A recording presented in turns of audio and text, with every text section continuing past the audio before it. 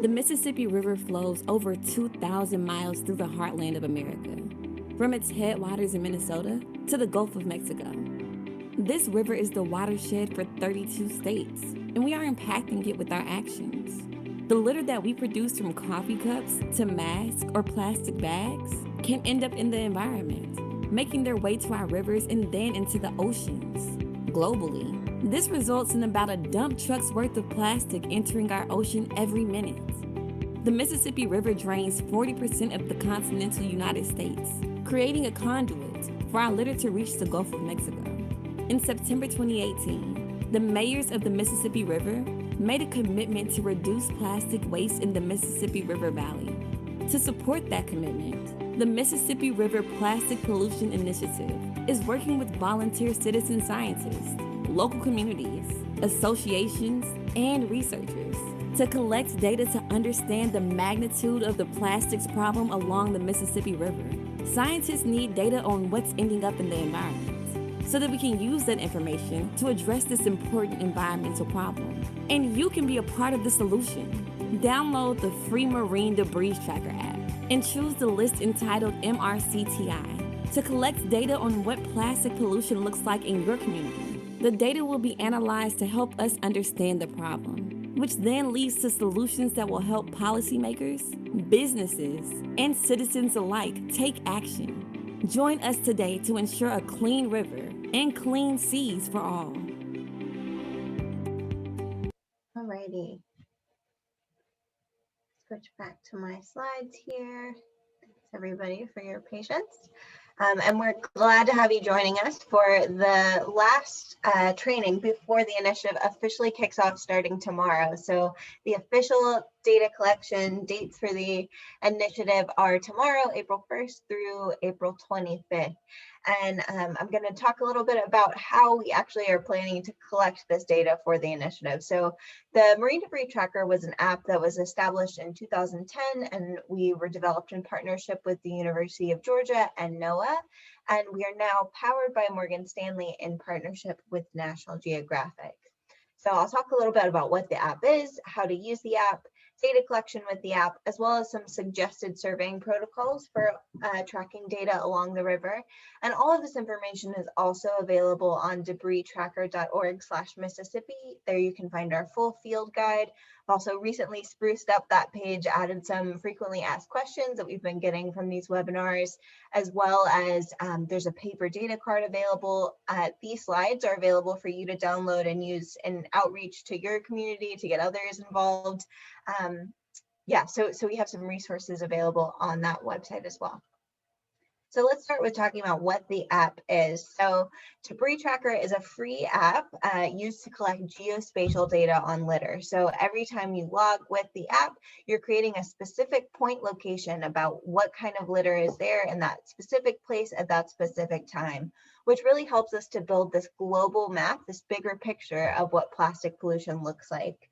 And we've made a lot of progress towards that goal of that bigger picture. Today, we have over 3.5 million items logged actually in over 90 different countries around the world. But a lot of that data has really been focused on coastal areas. And so this project with the Mississippi River is a really exciting opportunity to collect data on inland areas, on upstream areas that are close to our communities where litter is being generated, and to really get to expand that picture beyond the coast to also upstream data as well.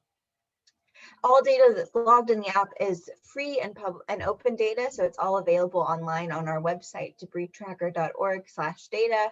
So you can go there and you can explore data from other citizen scientists around the world for research, education, policy development, looking for solutions. Really, it's an open on purpose for anyone to explore solutions.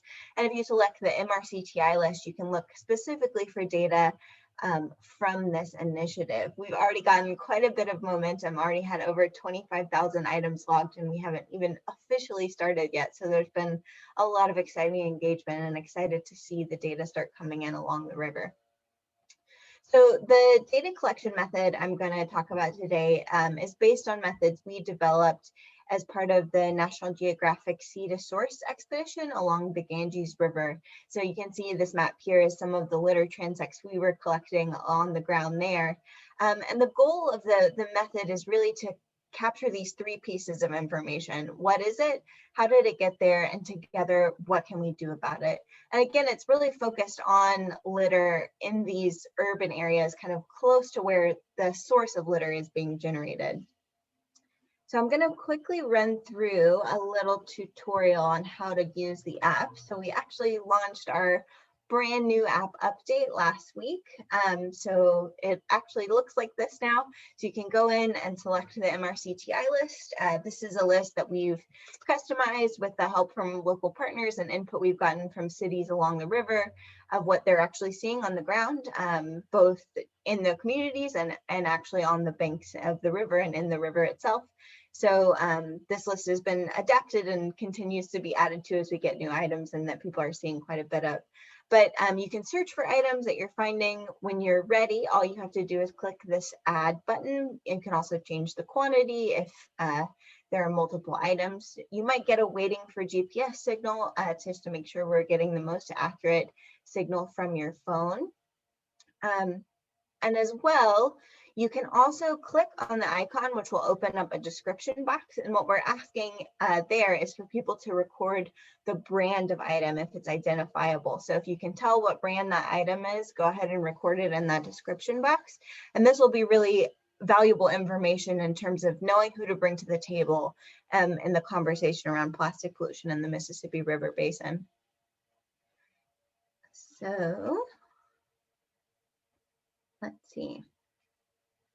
And so if you also find items that aren't listed in the list, you can go ahead and log them as other, and you can use that same description box to type in whatever litter item you're seeing. So if there's something that is rare enough that we haven't included it in the list, you can still record it there.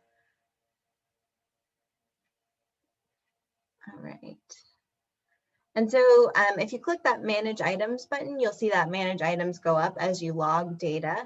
When you click on that, it'll take you to a map. And so if you've logged something accidentally, you can click the X and you can delete that item. So you can get rid of stuff if you accidentally log things. And when you're ready, when you're done logging, you can go ahead and click continue. This is the settings tab. So if you wanted to change the organization or select a project, you can do that here. I'll talk more about that later. But when you're done, you can click continue. And then there's a series of survey questions that we have up here, basically just to get an idea of what kind of data you're collecting. We'll talk more about the surveying protocols later, but how you're collecting the data, what land use area it is, some additional questions, and there's also some space for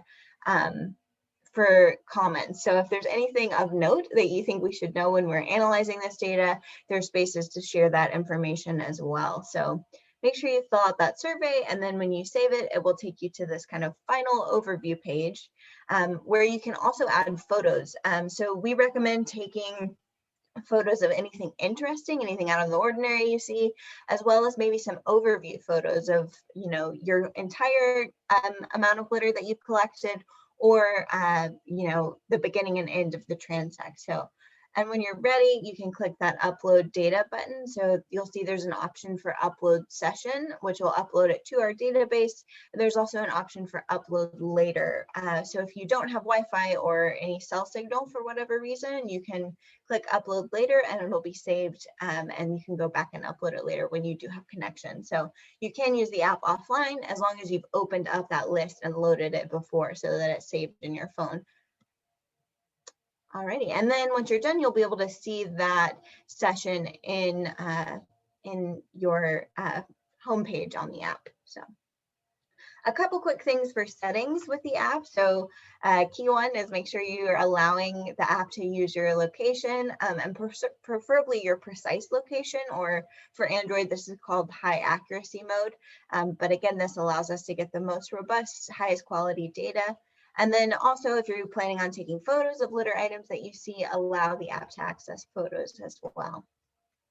I'm also going to mention a new feature we recently added, which is projects. So there's an option on the settings bar to click select a project, and you can also add new projects. So this is just another way to aggregate data within the MRCTI list. So for example, if you're a nonprofit or you're running a cleanup event and you want to kind of keep track of how many users are participating in your particular project or tracking with your particular organization, you can add a project here and then have your users go in and select that project, and that way you can keep track of your organization's contribution while also contributing to this bigger MRCTI initiative. Alrighty, and now we'll talk about data collection. So a couple things, a couple different ways of collecting data here. So again, real-time geospatial data, this data collected with the app is the most high accuracy data, and there are a couple options of ways to collect that if you do choose to do a cleanup. We don't require anybody to pick anything up as part of the initiative. If you have safety concerns about particular items or about collecting litter in general, that's totally understandable. And so we're not requiring cleanups, but we know a lot of people will want to do cleanups, and that's certainly really valuable. So to make that easier while you're collecting data and cleaning up, we recommend tracking in pairs. So if you can work with somebody, have one person picking up and one person actually recording and submitting that data in the app, it makes things a little bit easier. We've also heard from organizations who are planning to do cleanups, say in a park area, who are planning on sending a couple volunteers out ahead of time to record everything in that area and then having the group go back and clean it up. So those are a couple options to kind of get that highest quality real-time geospatial data collection. Another option is if you are cleaning up, say a park area or something like that, you can aggregate all your data together or all your litter together and then log all that data at once. But again, remember that the app is recording your actual location where you are right then, because it's designed for this real-time data. And so if you do track off location, make sure you use our manual data upload instead of the app. So this works the same as the app, but is an online version. So if you go to our website, debristracker.org, and you log in, you'll see this option to manually upload data, and again, select the MRCTI list, add the items that you see, and then you'll, instead of having it automatically fill in your location, you can search for your location or zoom and click on the map to select that location and upload it, and it'll go to the same database of data as the data from the app. A couple guidelines for tracking litter. Again, all this information is in the field guide, and we've talked about a few of these things already, like the brand items and how to log other items, but a couple other things to mention. One is we use 1 inch in diameter as a guideline for visible debris. You might track some smaller, but like cigarette butts or things like that. However, we're really not looking for very tiny fragments. This is not a project about microplastics. We're looking for bigger macroplastics, visible debris. So that's what we're looking for. And if an item is fragmented, but you can tell what the item originally was, you can go ahead and log it as the original item. So for example, if it's a piece of a chip wrapper, you can log it as a plastic food wrapper rather than as a fragment. Again, this gets back to looking at the sources of the litter rather than just where it's ending up. And then finally, we'll cover a couple of our surveying protocols. So there are a couple options of different ways we want data collection along the Mississippi River. We'll talk about litter transects, floating debris, as well as surveying accumulation areas. So this is the first option, which is litter on land. So we've created these maps for each site. We'll drop links to those in the chat after I'm done talking here, but there's links to each of these in the field guide as well. So for each site, we've identified the area that's adjacent to the river. So it's the urban area that's adjacent to the river. Again, with that goal of looking at where litter is leaking out from our communities. And then within that identified area, we've randomly identified some sites to start litter transect. So that's what those little highlighted yellow squares are priority sampling areas. And again, the goal of this is to get that litter close to the source and also to spread people out across the city so that we're seeing litter, so that we're seeing data from multiple places, not just from right next to the river. So once you get to one of those sites, the goal is to find a litter aggregation pathway, which is a fancy way of saying an area next to a sidewalk, a road, a hiking trail, some kind of path where litter tends to typically aggregate. And so once you find that, you'll estimate about 1 meter in width, which is about the length from your fingertips, from your outstretched fingertips to the center of your chest. So estimate 1 meter in width, and then record everything along that path for 30 minutes.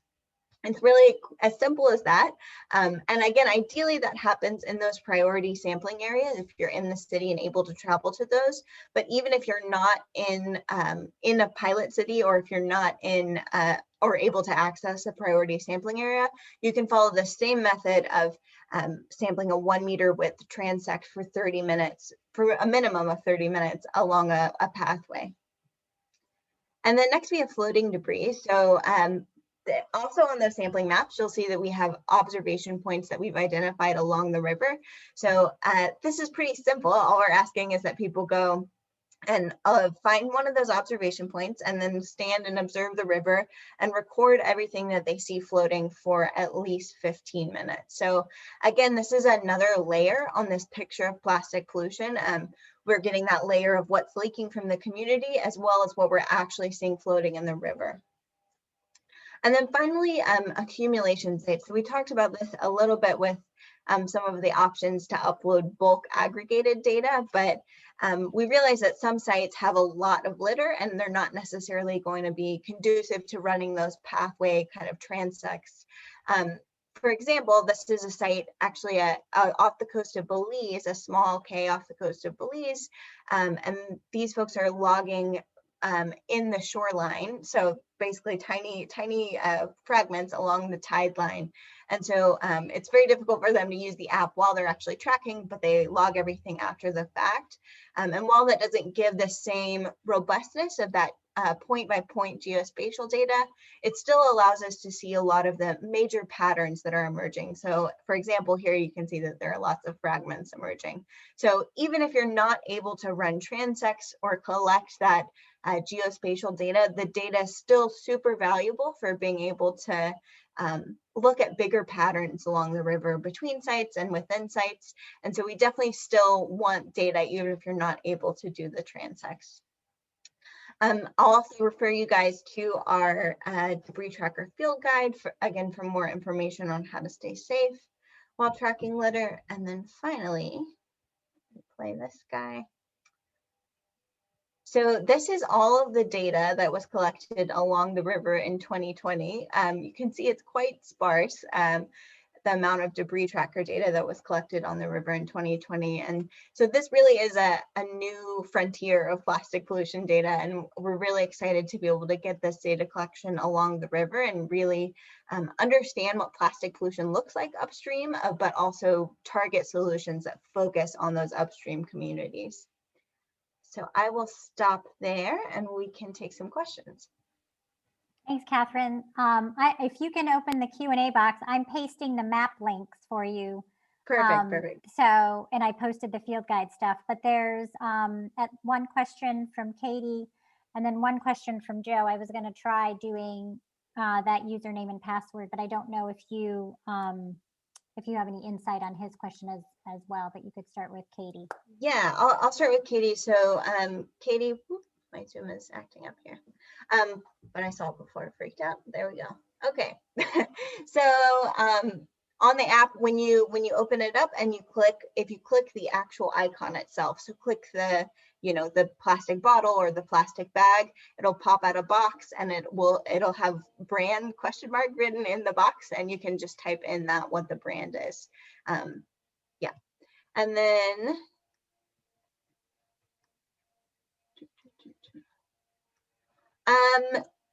Joe, I will drop my email in the chat and you can get in touch with me and we'll figure out what's going on with your username and password. We'll definitely figure out a way to get you access to your data again and make sure that you guys are set up and good to go. Yeah, so we can work on that. Just shoot me an email. That sounds perfect. I know Jill had set that up for everybody in Rotary, but I don't exactly remember what the login was. So It might be that you need to use her email rather That's than what I was thinking. name, but I'm not positive, but we can figure that out and make sure you guys are able to access that. Yep. Should we only track in the yellow boxes? There are 2 boxes that are not filled in adjacent to our site. So you can, Sarah, I'm not sure if you guys are doing a cleanup or if you're have a planned cleanup event, but so the yellow boxes are again priority sampling areas, so they're randomly selected really just to allow us to get a distribution across the city so that all the data collection is not just focused in one spot, but we definitely want data collection outside of those as well. So one thing I actually forgot to mention is that those maps will be updated as we get data in, so you'll see the sites where we had enough data collection, where we have adequate data collection, you'll see those change colors so that people know that those sites are complete. So if there are boxes next to where you're planning on being, you can still run the same transect method, even if it's not a priority sampling site, and that data is still valuable and really important. It's just the priority sampling sites are really just a way to get people to collect in different parts of the pilot cities.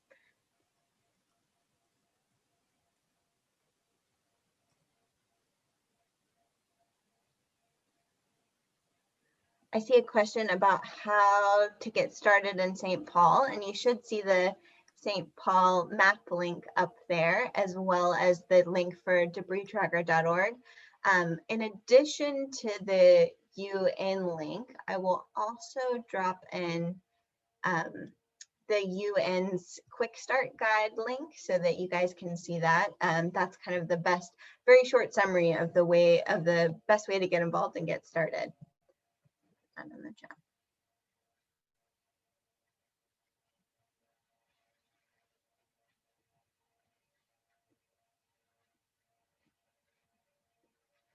I see a question about having students use your email and password to log in versus setting up a project.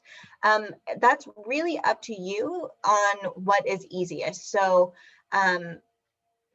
technically the app is not for those under 13 because it's collecting real-time data of your location that violates some privacy laws. So we have a lot of teachers who instead create their own accounts and share those with their classroom. So that's completely fine. And I think that's, honestly, I think that's the easiest way to do it.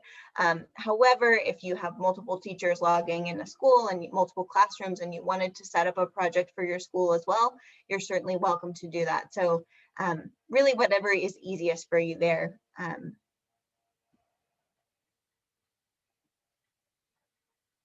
Jen, I think you're on mute. Would you say the best way to get to the 3 maps? I had posted the link to the field guide, but actually that quick start has easy access to the maps. So that might be the easiest way to kind of stepwise what to do to get started, right? Yep, that's a great point. The quick start has links to all 3 of the maps. They're also in the field guide on the One Mississippi page. So we have them in lots of places, but the quick start guide is probably the easiest way because they're all linked right there in a row. Yeah, and if you're on your phone and you're headed out to the field, that you can book, if you want to bookmark that link, that all of the maps will open up on your phone in Google Maps, so you can even easily navigate to those as opposed to from your computer. And then we have another question about the email option. Yes, more than one person can be logged in. So there's nothing special you have to do for a group account. It's the same as a regular account, but there's no limit to the number of people who can log in on the same account. So that works for classrooms, for organizations, for other groups who want to just track under one login. There is a question in the survey that asks how many people helped collect that data. So we're getting that data on how many users actually collected that way, in addition to the, so you don't have to create your own specific logins. A few targeted sites on the Illinois side. Can we comment on this? Yeah, so we started out with, again, that area that's adjacent to the river in the urban areas in all of the pilot cities. But as we got feedback on where people were planning cleanup initiatives, we added to the sampling area, or areas where people, where local partners said was important to collect data. So the maps are really a combination of, again, that urban area adjacent to the river, and also areas that local partners felt were important to capture data in. So that's why there are some sites that are outside of the pilot cities where we know other people were planning on data collection. Yeah, quick, we're linking people here. There was a question that says if Jenny Went is here, which of course she is, but she's an attendee. So I think, Jenny, if you could maybe, somebody wants to connect with you, but they're an anonymous attendee. So maybe if you're willing, do you want to put your email in the chat? I didn't want to presume anything, but go ahead and put your email in the chat so this person can touch base about the LSU cleanups if possible. If not, you can reach out to us and we can get you connected. So even Catherine's email that she dropped in there, you could utilize that as well, and we can get you connected to Jenny. Oh, she put it in the chat, so there you go. All right. Is there, it looks like there's a couple more. Oh, okay, that was Ben. Great. Happy to make those. That's exactly why we're doing this, so everyone can get connected and get their questions answered. Brian mentioned the One Mississippi link in the chat, so I'll go ahead and drop that in as well, and also mention that that has links to cleanups that are happening in the different communities, and that's also another place to access those sampling maps for the community. So lots of great info on there as well.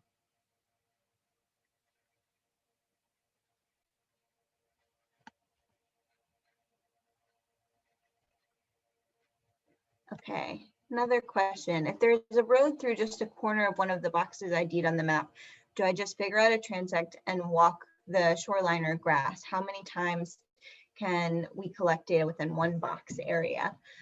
Yeah, so if, you know, the pathway, so the priority sampling areas are really, they're 200 by 200 meter boxes, and the goal was to give enough flexibility for a starting point that it wasn't a very specific point that you had to travel to. So if your transect just intersects that box, that's perfect. That's fine. How many times can we collect data within one box area? So it'll really depend on how much data we're getting in. So we're going to be really adapting these maps live as we're getting data in, and it will be not just within the small priority sampling area box itself, but within that cluster of boxes, how much data has been collected. And as we get that data, we'll be changing those boxes in real time. So you'll see them change color as we get enough data in. And Joe, I dropped my email in the chat, but I will also type it in response to your question there.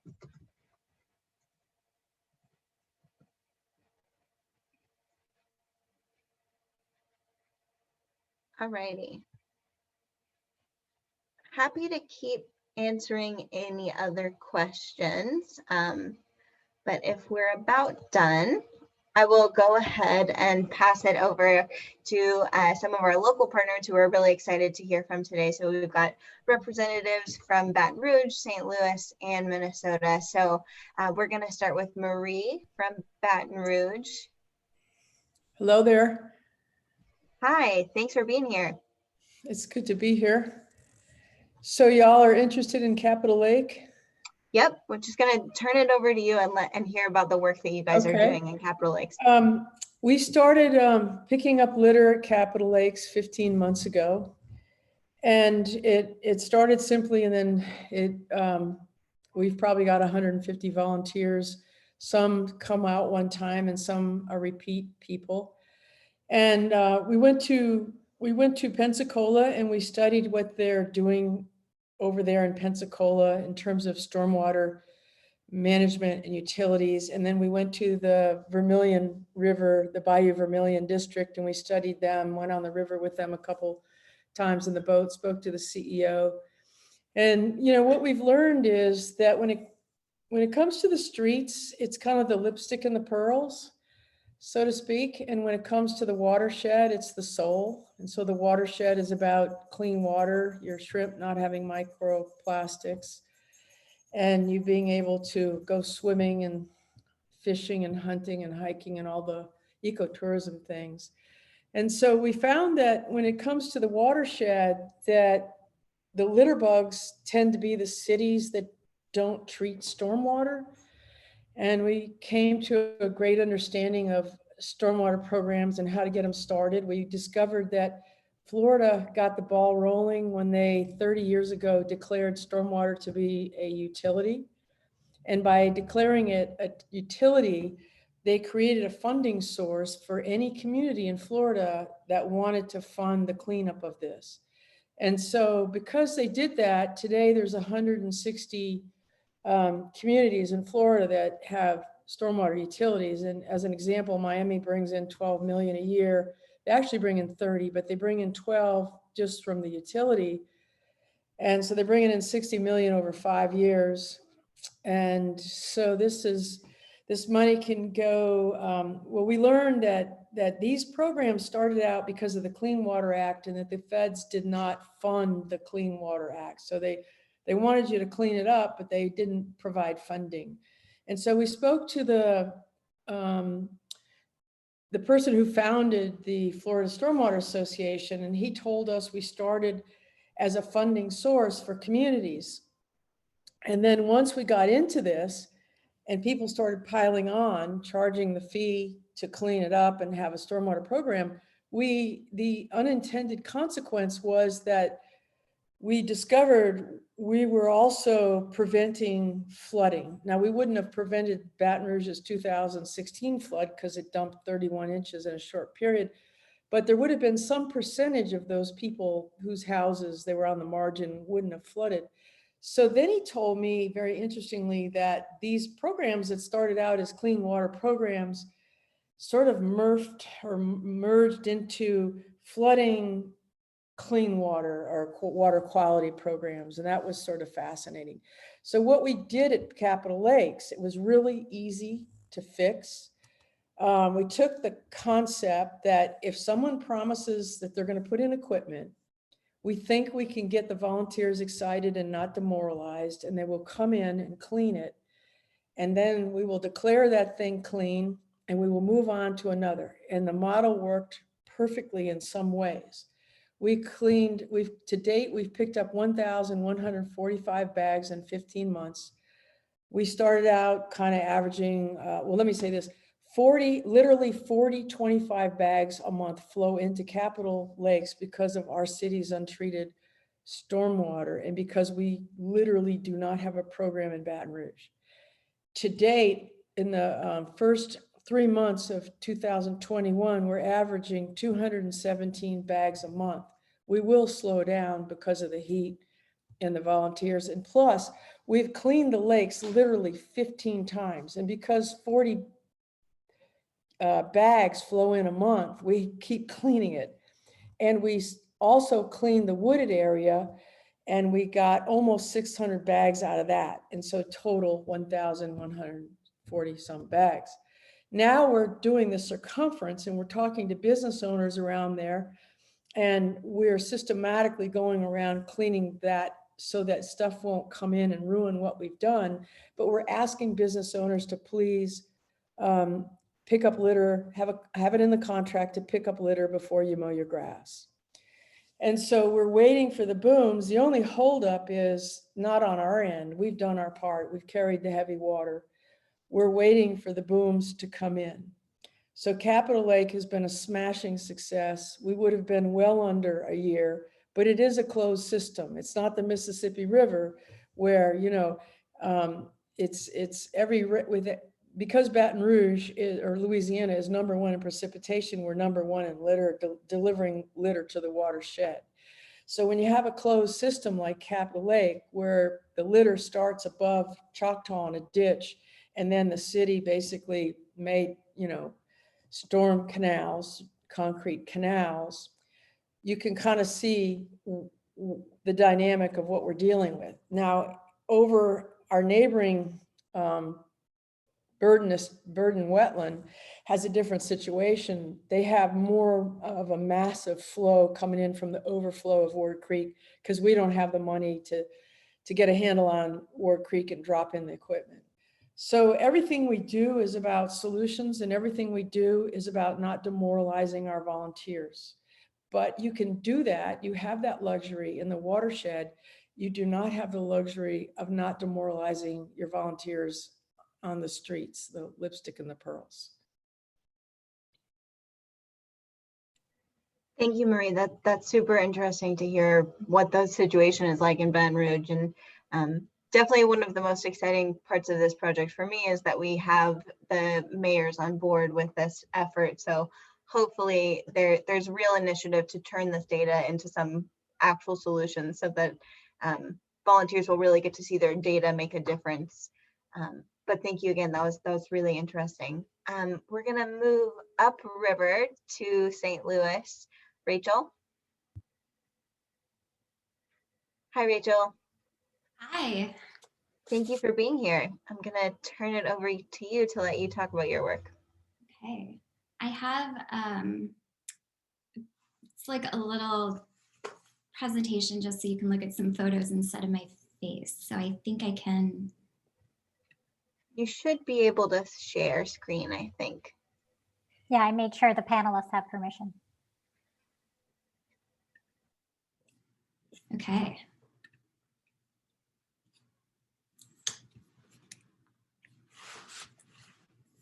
Here we go. Is that working? Yep, we can see it. I'm sorry, can you all see it? Is it working? Awesome. Yeah, it's great. It looks great, Rachel. Sorry. Okay, hey everybody. My name is Rachel Bartels. I'm the founder and director of the Missouri Confluence Waterkeeper. We work throughout the state of Missouri to enforce the Clean Water Act to keep our rivers and drinking water safe from polluters. And we are also a member of the Global Waterkeeper Alliance. We're located in St. Louis near the confluence of the Mississippi and the Missouri rivers. And I'm excited to take a couple of minutes and share with you a couple initiatives we're working on in the region to address microplastics and plastic pollution. Let's see. Here in St. Louis, we're in a great location at the confluence of the Missouri and Mississippi, the 4th largest watershed in the world, I believe. And everyone on here participating in MRCTI's plastic pollution initiative is already aware of plastics and in freshwater and the importance of stopping litter upstream, and that capturing, removing, and preventing this litter has shown to be effective in reducing the amount of pollution entering our oceans. So one initiative we've launched is called Trash Free St. Louis. It's a collaborative initiative designed to facilitate cleaner rivers through targeted capture, collection, and documentation of waterborne litter.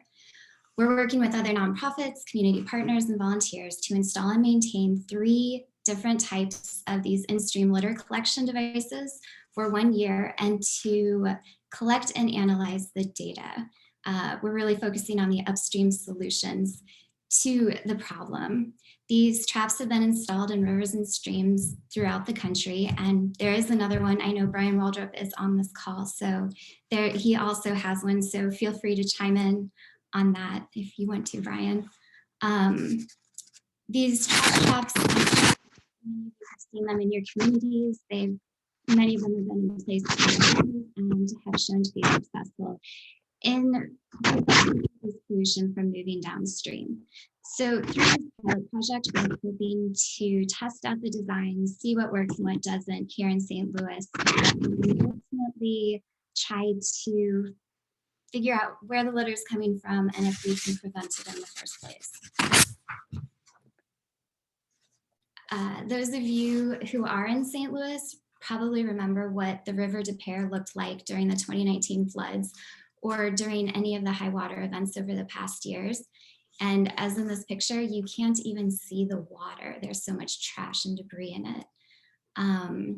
There was a quote by a city official comparing our rivers to toilets and saying that we should just leave it because when the water starts to go down, it will all ultimately just flush out just like a toilet, and that it's someone else's problem.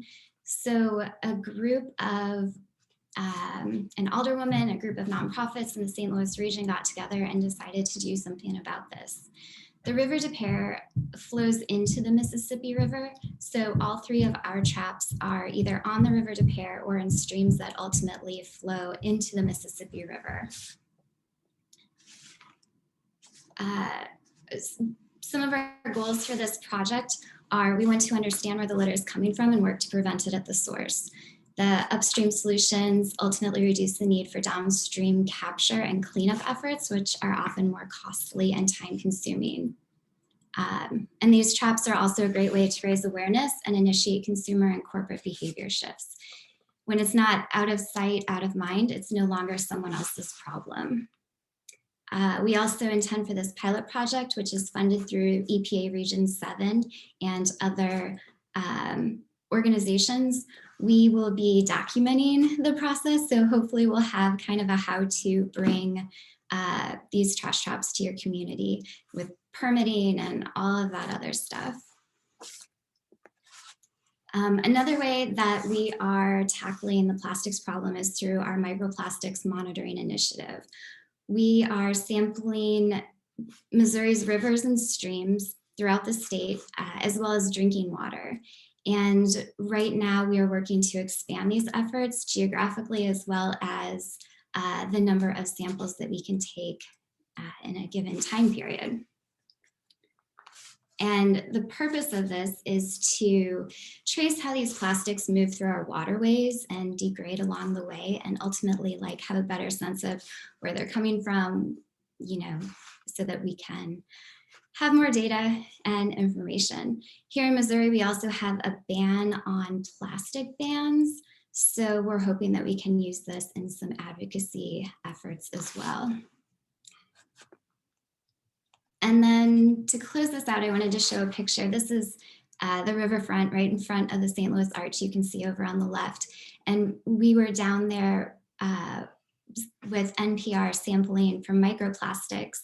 And we were watching this bulldozer and a crane just picking up trash and debris and throwing it back into the Mississippi River without anyone actually having a chance to get the trash out from the debris before it was sent downstream. So this was at the beginning of our microplastics initiative, and we're hoping that through these efforts, we can raise awareness and ultimately, you know, prevent some of this from happening. And that's it. Thank you, Rachel.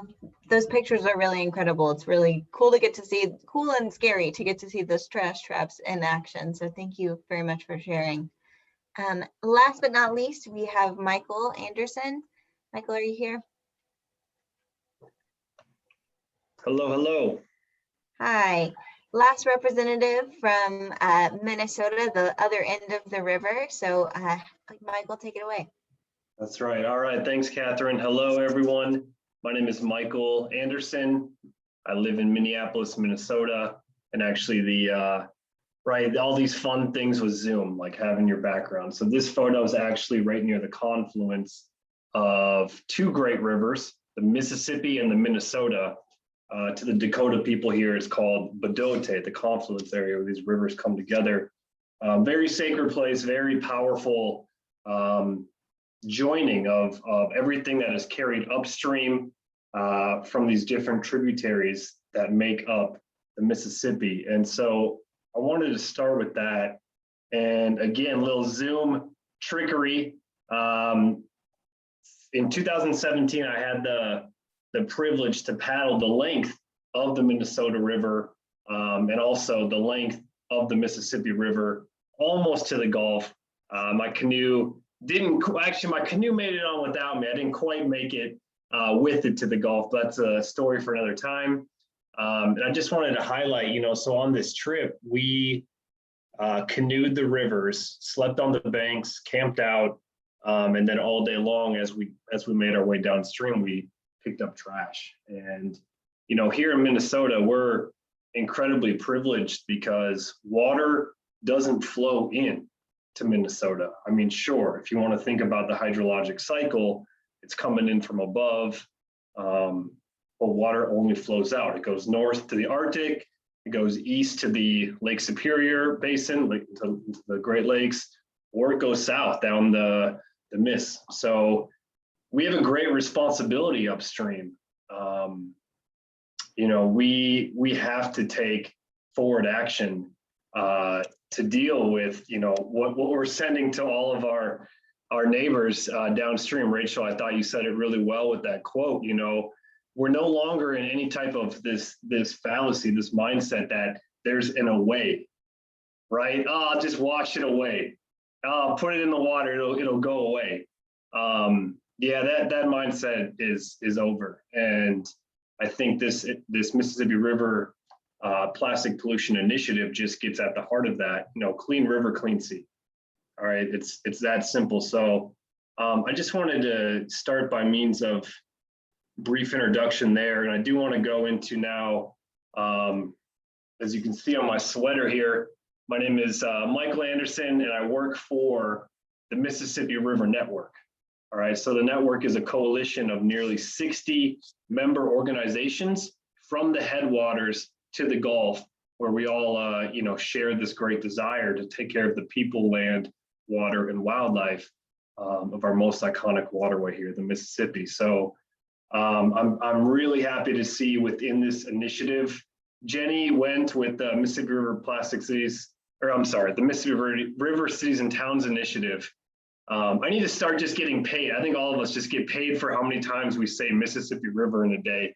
That would be wonderful. But Jenny sent over, there's like over 80 partners already, organizations that are part of this initiative.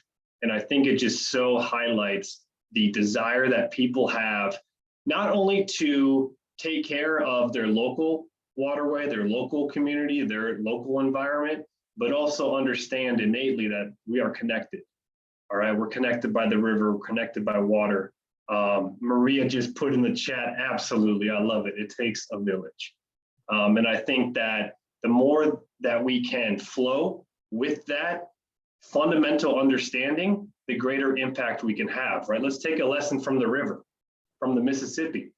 It only becomes the Mississippi because it drains 40% of the country, from the Rockies to the Appalachians, a couple Canadian provinces down to the Gulf, right?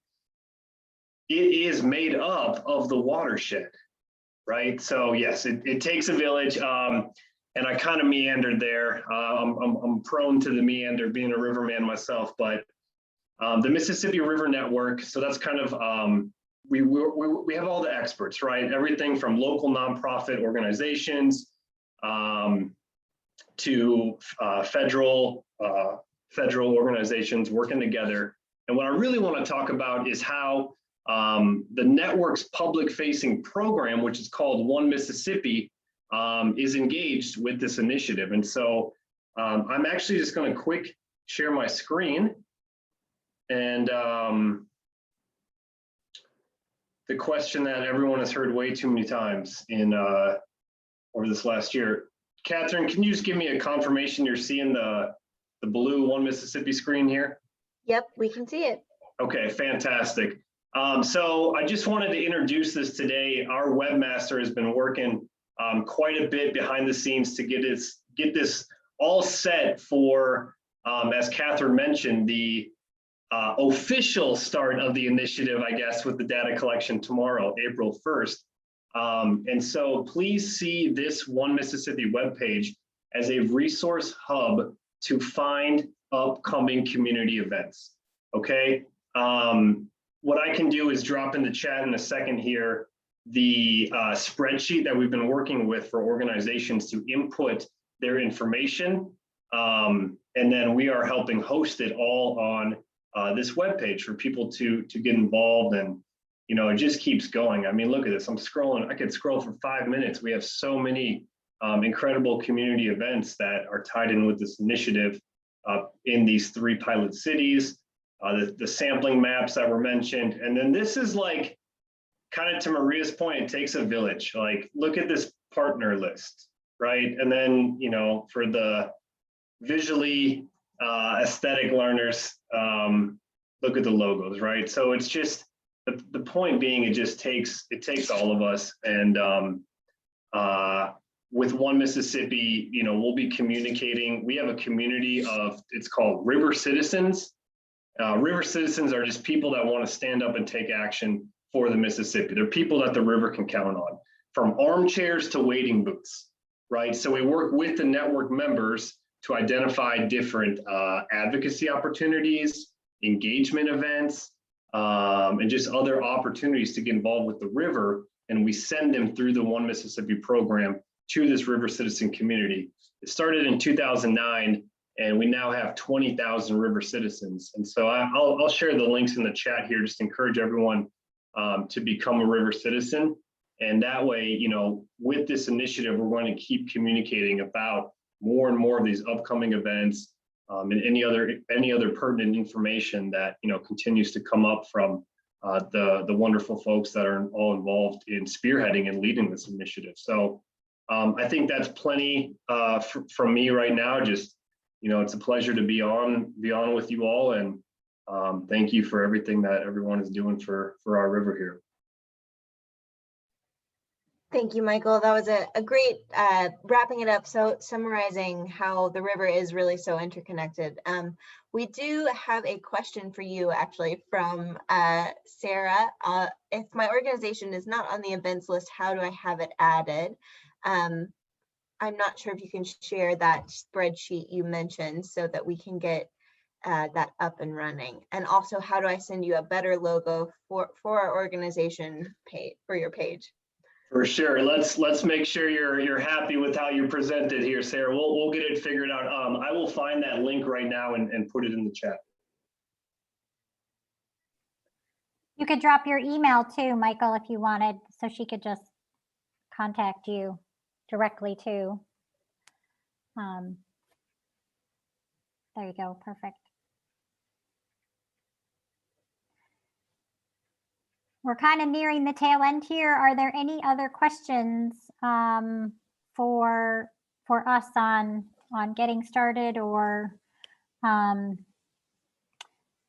yes, it's possible to save the chat. If you go in the box where you can type, there's a 3 little dots to the right side of that box, and one of the choices is save the chat. So anyone can save the chat.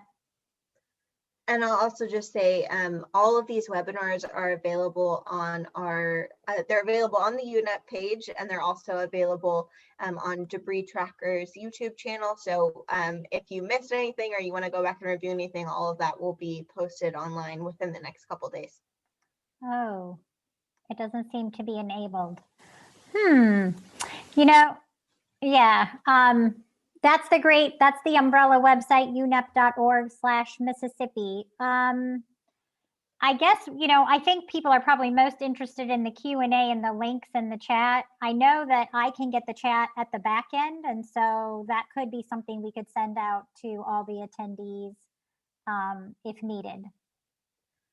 We'll also post the pertinent links in the YouTube link at minimum. We can definitely do that pretty easily. Yeah. And then if you shoot us an email and remind us, we can definitely get you the copy of the chat. That sounds like a great way to do it. All righty. Okay, well, we're really excited to kick this off tomorrow. So April 1st through the 25th are the official tracking days. And thank you again to our panelists, Marie, Rachel, and Michael. It's so important to hear your perspective and these local stories.